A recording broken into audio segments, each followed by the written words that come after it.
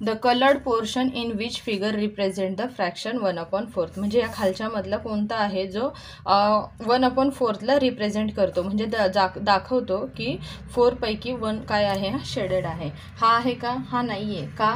कारण हा 2 पार्टमध्ये आहे आणि याच्यामधला एक पार्ट हा शेडेड आहे, म्हणजे हा किती होईल, 1/2 होईल. हा आहे 4 आहेत, बट हे इक्वली आहेत का? तर नाही. याच्यामध्ये जर इक्वली पार्ट केला तर अजून एक पार्ट होईल आणि याचे किती होतील, 6 होतील, म्हणजे किती होईल, हा 1/6 होईल. हा आहे का? तर हाही नाही होते. हा होतोय का? तर हो, कारण ह्याचे इक्वली एक एक पार्ट हा इक्वली आहे, म्हणजे हा 1/4ला रिप्रेझेंट करतो. म्हणजे आपला ऑप्शन कोणता येणार आहे, डी येणार आहे.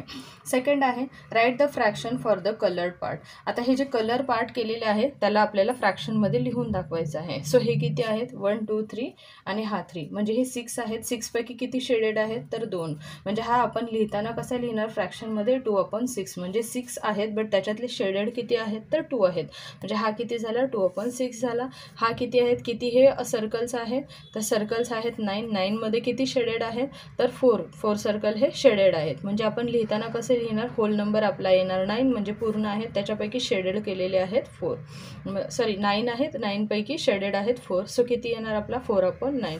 याच्यामध्ये पण तेच दाखवलेलं आहे. याच्यामध्ये किती आहेत, 1 2 3. 3 पैकी शेडेड किती आहेत, तर 1 आहे, म्हणजे हा किती होणार, 1/3. हा किती आहे, या सर्कलमध्ये किती पार्ट केलेले आहेत, तर 8 पार्ट आहेत. 8 पैकी किती पार्ट शेडेड आहेत, तर 4 पार्ट हे शेडेड आहेत.